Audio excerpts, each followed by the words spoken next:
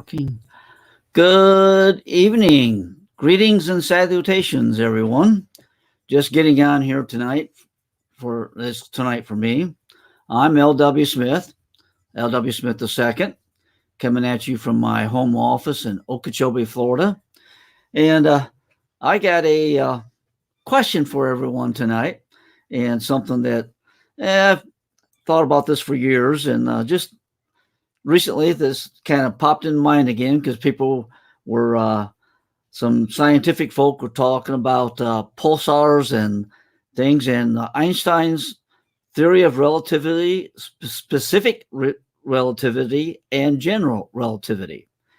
And they brought up the things about space time continuum, and I did a little bit of research again on it, and on his theory of general relativity. And what Einstein said is that there's things specific relativity, and that basically meant things in space and everything is exactly the same. But the general relativity has to do with a different items, and he called it general, and he combined that the space and time are combined; they're together. And I'm kind of have been thinking, and did he get it right? Is that exactly right? Because I say that time doesn't actually exist. There's nothing that you can measure time with. Now, people will say, "Oh, but we got clocks. You can tell time. We've got a watch. Tell time."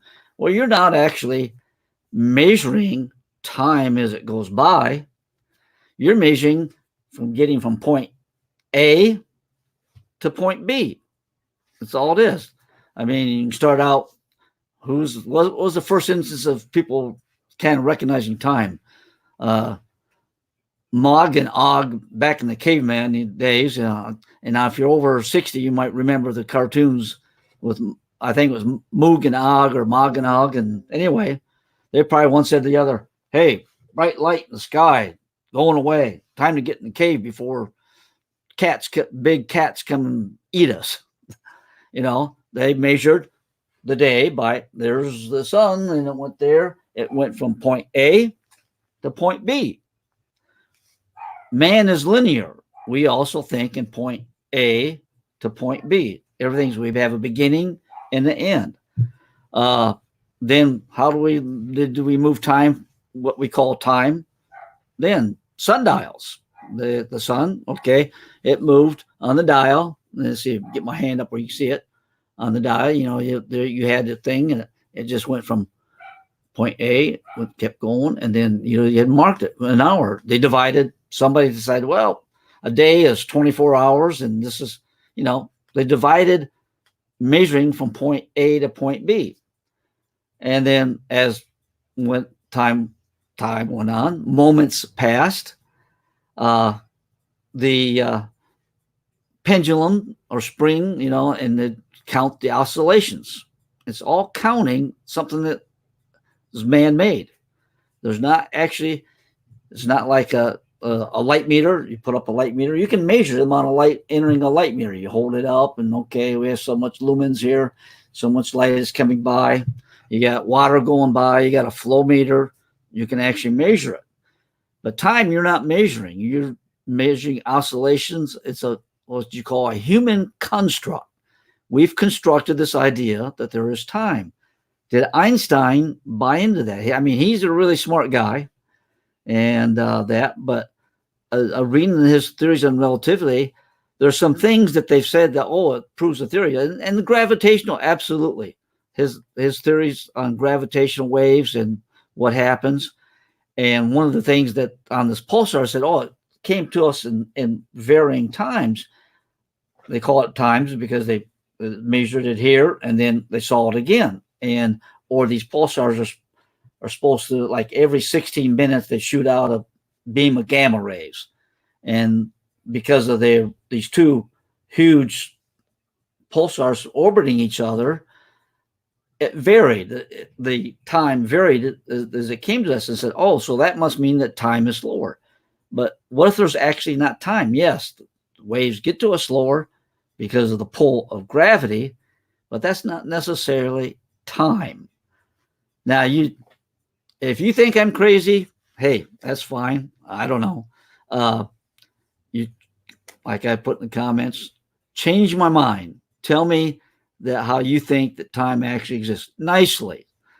Just have a fun discussion and about what time is and if it actually exists. We have this moment now, and it's happening, and there's each and every moment, and there's was, and according, if we believe the Bible, God always was and always will be.